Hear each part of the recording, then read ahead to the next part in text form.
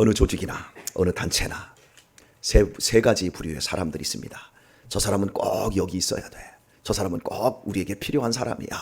그 사람이 있어서 우리의 모임이, 조직이, 단체가 더 잘 되고 아름답고 기쁘고 행복해집니다. 두 번째 유형이 있습니다. 있으나 마나한 사람. 있어도 그만, 없어도 그만, 뭐 이래도 그만, 저래도 그만, 표도 안 나는 그런 사람 있습니다. 세 번째, 그 사람 때문에 피곤해. 그 사람 때문에 힘들어. 그 사람 때문에 덕이 안 돼. 그 사람 때문에 재미가 없어. 그 사람 때문에 반감이 돼. 그 사람하고 뭔가를 하려고 하면 나 그 사람하고 함께 있기 싫어. 이런 사람들이 있을 수 있어요. 여러분은 보통 이런 사람들을 발견하지요.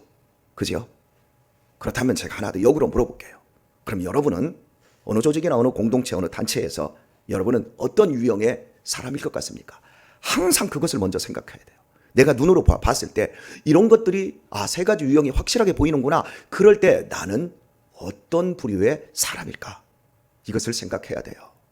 성경에 보면 그 사람을 모르고는 성경 이야기를 하면 안 되는 사람들이 몇 사람 있어요.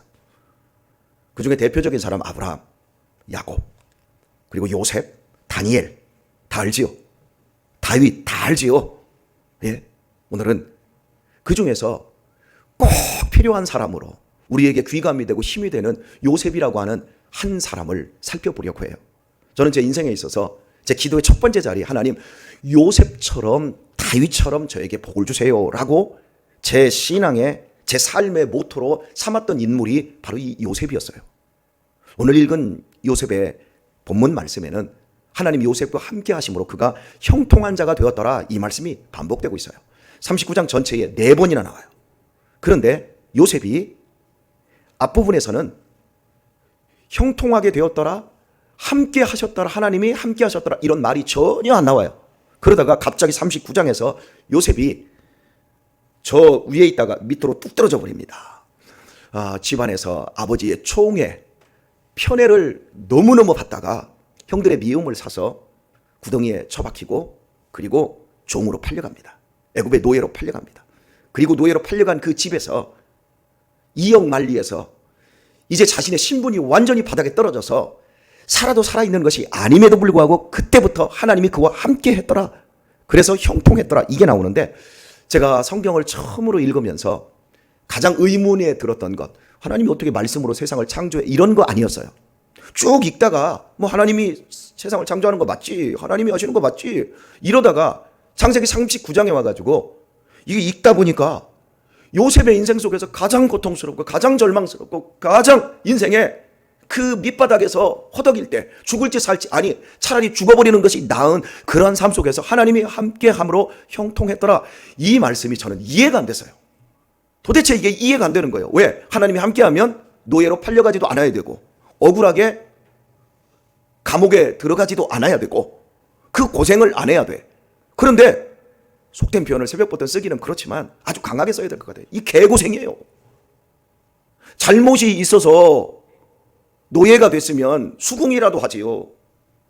내가 미투에 연루돼서 정말 보디발의 아내를 내가 먼저 건드리려고 했으면, 그래서 내가 감옥에 갇히면 그거 내가 납득이 될 수 있잖아요. 난 나쁜 놈이니까 내가 저지른 죄에 대해서 일말의 양심이 있다면 충분히 납득이 되는데, 하나님의 사람으로 성실하고, 그리고 자기를 지키기 위해서 그 여인네가 이제 한 20대 초반에 이 막 젊은이, 막 정욕이 들끓는 젊은이에게 여자가 옷 벗고 달려드는데 그걸 뿌리치고 나왔더니 오히려 역으로 뒤집어 써가지고 감옥 밑바닥 거기에 박혀야 돼요. 이런 상태에서 대체 하나님이 함께했다, 그리고 형통했다, 이거 주변의 사람들한테 제가 고민이 돼서 여쭤봤어요. 그랬더니 선생님 한 분이 제게 그러더라고요. 야, 그냥 믿으면 되지 뭐 그렇게 깐죽거리냐, 저한테 이렇게 말씀하시더라고요. 그래서 신앙은 깐죽거리는 게 아니구나, 제가 그런 생각이 들었어요. 그런데 이 부분이 제가 이제 나이가 먹어가고 인생 한 40줄에 접어들면서 이게 하나님이 형통하게 하시는 것에 이게 출발이구나, 이 근본, 이걸 버리고는 안 되는구나. 여러분, 상황이, 환경이 불안하고 어두워서 낙심하는 게 아니라 실은 낙심하기 때문에 불안하고 어두운 거예요. 내 마음이 낙심되니까 인생이 불안해지는 거예요. 어떤 환경에서도 사람이 살려고만 하면 살 길이 열리게 되어 있어요. 대한민국이 아무리 힘들고 아무리 미래가 불투명하고 어둡다 해도 두 가지만 있으면 우리 어린이들, 학생들, 청년들 무조건 성공합니다. 제가 두 가지를 말씀드릴게요. 그 두 가지는 철저한 절제, 또 한 가지는 철저한 섬김이에요. 이 두 가지만 가지면 남극에 갖다 놔도 살고 북극에 갖다 놔도 살고 열대에 우림에 갖다 놔도 살아요. 철저한 절제. 그런데 많은 사람들이 이게 안 돼요. 근데 철저한 절제는 하루아침에 하늘에서 뚝 떨어지는 것이 아니라 나의 삶 속에서 조금씩 천천히 길러내지는 거예요. 섬김, 하루아침에 누구를 섬겨지지 않아요. 오랜 시간 섬길 수 있는 그 자리에서 내 이성을 절제시키고 내 감정을 억누르고 내 의지를 발동시켜서 할 수 있는 것, 그래야 얻어지는 것, 그것이 섬김이에요. 최악의 조건에서 최선의 결과를 거둔 사람이 요셉이에요. 다니엘도 이제 살펴볼 거예요. 다니엘도 마찬가지야. 그들은 모두 최악의 조건이었어요. 저 밑바닥, 다니엘도 저 사자굴 밑바닥, 그리고 포로로 끌려간 자리에서 바벨론의 총리 2인자가 됩니다. 이 요셉도 총리로 애굽의 대제국의 총리가 되어서 지중해 일대의 흉년이라고 하는 위기에서 사람들을 살려냅니다. 최악의 조건에서 최선의 결과를 만들었어요. 그런데 이 사람들을 보면 피나는 노력이 아니었어요. 남들보다 10배, 100배 잠 안 자고 노력했다, 공부를 뛰어나게 했다, 이런 얘기 하나도 안 나와요. 그런데 딱 한 가지, 내가 어떻게 하나님께 득죄합니까? 나는 죽어도 우상의 제물을 먹지 않습니다. 철저한 절제, 하나님만 바라보는 철저한 절제. 그리고요, 요셉도 다니엘도 똑같이 있었던 것이 뭐냐면 섬김이었어요. 섬김은 성실하지 않고는 섬김이 안 되는 거예요. 함께함으로. 너무 성실하니까 보디발이 봤을 때 하나님이 함께하는 게 보이는 거예요. 그래서 하나님이 너무나 절제하고 너무나 성실하게 일하는 이 요셉을 통해서 보디발의 집을 복을 내려주시는 거예요. 저는 우리 어린이들, 학생들, 우리 청년들이 이런 사람 되기를 축복합니다. 어디에 가도 꼭 필요한 사람 될 수 있기를 축복합니다. 여러분들이 거기에 있어서 하나님이 그 여러분에게도 복을 주시고 그 공간에 있는 모든 사람들에게도 복의 복을 더하여 주시는 그런 사람 될 수 있기를 축복합니다. 우리 성단 장로교회 우리 친구들이 어디 갔는데 그 교회 다닌데 그랬을 때 사람들이 입을 삐죽삐죽 하면서 아이고 걔 자기밖에 몰라, 이기적이야, 공주 대접만 받으려고 그래, 왕자처럼만 행동하려고 그래, 그거 없는 게 좋아, 이런다면 저는 제가 잘못 가르친 거예요. 제 자녀들이 어디 가서 뺀질뺀질대고 뭔 말하면 입이 대빨이나 나오고 감정의 기복이 심해서 좋을 때는 와 다 줄 듯이 하다가 나쁠 때는 저 밑바닥으로 뚝 떨어져가지고 동굴 속으로 집어 들어가고, 만약에 이렇게 되어지는 사람들이 있다, 내 자녀들이 그런다면 아버지가 잘못 키운 거예요. 제가 오늘 또 아이들을 깨우면서 그랬습니다. 불 탁 켜놓고, 야, 새벽 기도 갈 시간인데 피곤한 사람은 자고 갈 사람은 가자, 자유다. 그리고 불을 딱 껐어요. 다 기어 나오더라고요. 강제적으로 안 했어요. 그리고 나서 오면서 아침 막 새벽에 그 막 두툼한 잠바를 잃고 막 지금 일터로 나가는 사람들 있잖아요. 그걸 보면서 너희들도 크면 저렇게 성실하게 살아야 된다. 아무 대답을 안 하더라고요. 지금은 뭐 8시, 9시까지 퍼질러 자지요. 그지요? 또 여기서 끝나고 또 집에 들어가서 또 다지요. 오전 내내 자는 친구들 있지요. 그래야 하루가 또 두 번 시작되기도 하고, 네, 이렇게도 되지만 우리의 삶에서 내가 어린 시절부터 잘 훈련될 수 있는 그런 사람들은 나중에 어른이 되었을 때 그 가치가 드러나는 거예요. 여러분, 똑같은 콩을 가지고 어디다 놓느냐에 따라서 그게 콩나물이 될 수도 있고 콩나무가 될 수도 있어요. 콩은 나무가 아니라 사실은 줄기나 이렇게 일년생 식물이거든요. 그런데 그냥 나무라고 표현해 보도록 하십시다. 콩을 갖다가 따뜻뜨끈하고 햇빛 좋은 양지 바른 곳에 뭐 바람도 없고 거치지 않은 환경, 거기다가 쫙 놓고서나 필요한 때 물을 조금씩 줘요. 그러면 거기서 싹이 올라와요. 그리고 한 일주일 정도 되면 콩나물을 조금씩 뽑아서 먹기 시작해요. 아무런 어려움이 없어요. 콩나물은 똑같은 콩인데 콩나물은 그냥 아이고 예쁘다, 빨리 커라. 물 주고 물 주면 콩나물 되는 거예요. 얼마나 빨리 자라는지 몰라요. 그런데 콩은 땅을 일구고 땅 속에 확 묻어버려야 돼요. 얼마나 답답하겠어요. 묻혀버리는 거예요. 그리고 묻힌 상태에서 거기 물도 제때 안 줘요. 비 오면 왕창 쏟아들고 안 오면 바싹 말라버리고 너무 거친 환경, 광야야. 그런데 거기에서 조금씩 나와. 이삭이 나와요. 나오면 비둘기나 꿩이라는 놈이 와가지고 그걸 파먹일 위기가 수없이 지나다녀요. 그리고 파먹히면 끝나는 거예요.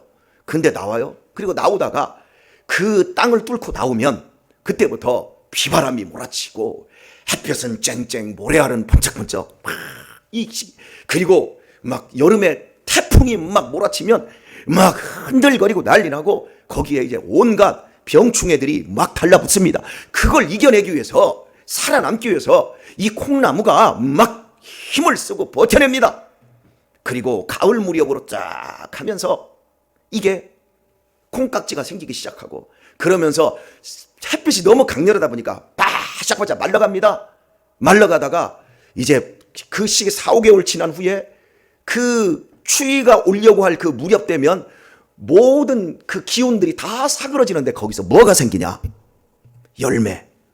한 알의 콩이 죽어서 결국 씨앗을 틔우고 그 오랜 세월 버티게 되면 수없이 많은 다음 세대 콩을 만들어내요. 콩나무의 특징이에요. 그러니까 꼭 똑같은 콩 하나를 가지고 안방에 이불 씌워놓고 공주, 아이고 왕자님 대접해주면서 럭셔리하게 커피 먹어, 우유 먹어, 주스 먹어, 바람 불면 안 돼, 이렇게 키워냈더니 나중에 쏙 뽑아가지고 나무에 먹으면 끝, 없어. 다음이 없어. 축복이 없어.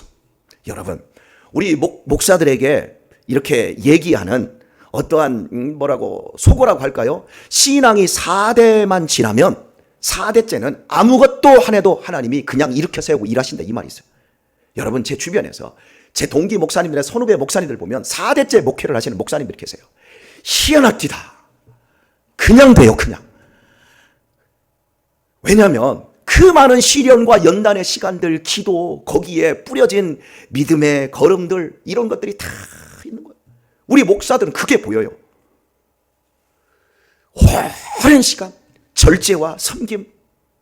우리 학생들, 청년들, 여러분이 공부를 잘하느냐, 어떤 기술을 가졌느냐, 자격증을 가졌느냐, 어학을 얼마나 잘하느냐, 이게 중요한 게 아니에요. 이보다 더 중요한 건 여러분의 삶 속에서 과연 절제할 것이 있는가? 나는 정말 섬김의 삶을 살고 있는가? 모든 판단, 모든 선택을 하는 거에 결정적인 기준을 보면, 아, 교회의 덕을 위해서, 아, 우리 공동체가 더 아름다워지기를 위해서 결정하는 사람들이 있고, 자기 만족, 자기 위. 자, 보세요. 사람이 교회 와서, 여러분 은혜를 지금 우리 학생들 많이 받습니다. 그죠? 이럴 때 아멘 하면 은혜가 꽃배기로 더 좋아지지요? 그죠? 우리 청년들 은혜 많이 받았지요?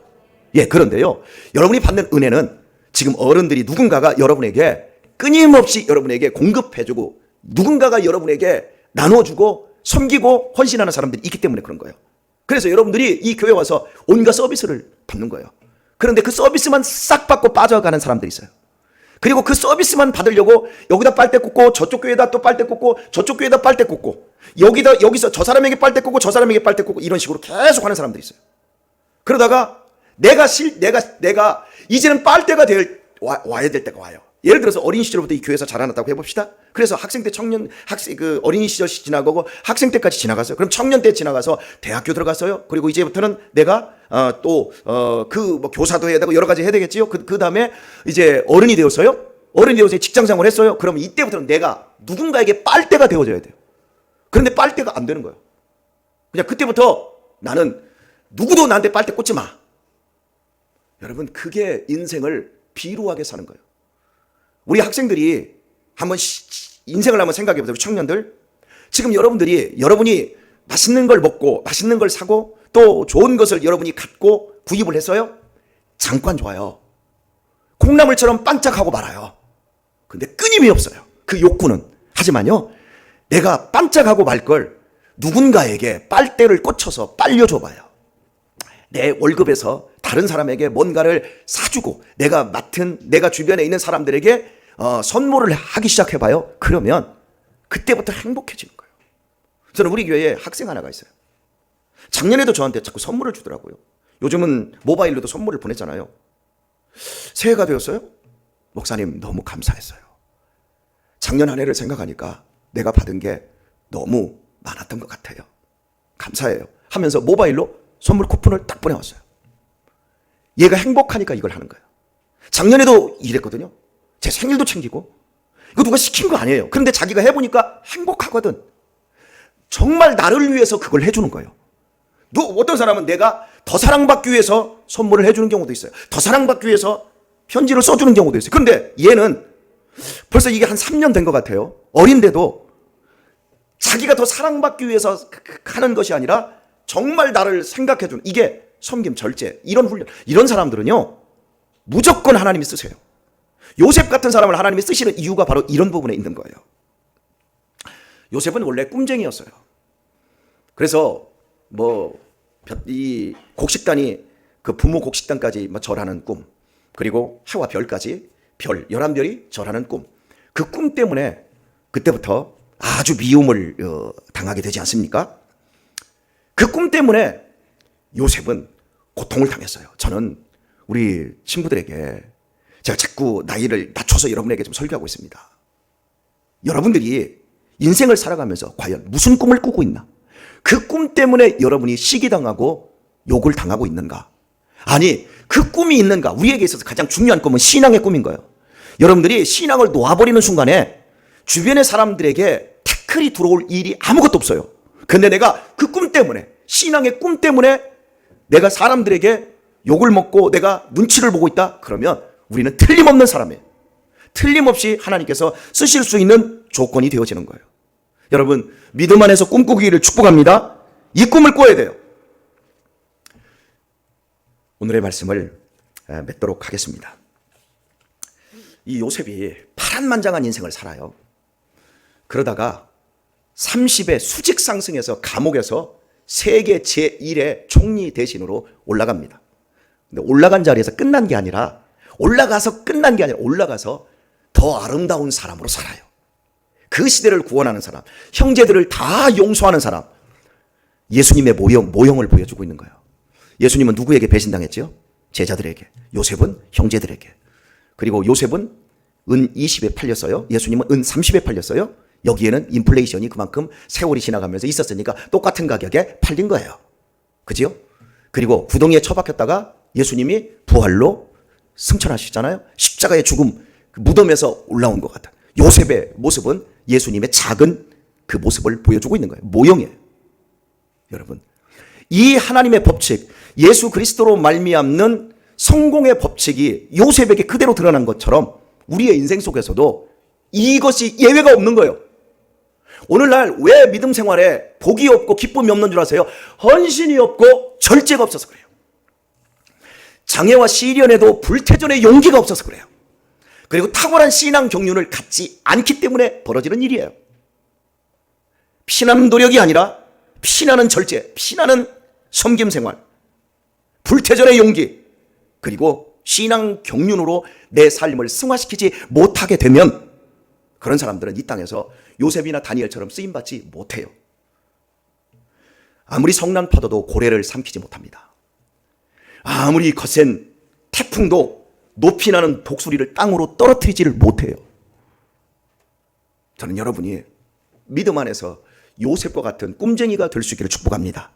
예수님께서 우리에게 보여주셨던 그 생명의 길, 그 길에 나는 하나님 때문에 절제하고 나는 하나님이 이끄시는 삶이 복이라는 것을 믿기 때문에 섬기고, 그래서 그 안에서 시간 순간순간마다 행복을 열매 맺어가는 우리 모든 학생들, 어린이들, 청년들 되시고 우리 어르신들 신앙의 아름다운 모범으로 잘 섬기고 계시는 그 삶에 더욱더 힘을 낼 수 있기를 우리 주 예수님의 이름으로 축원합니다. 우리 시간 다 함께 한번 기도하도록 하겠습니다.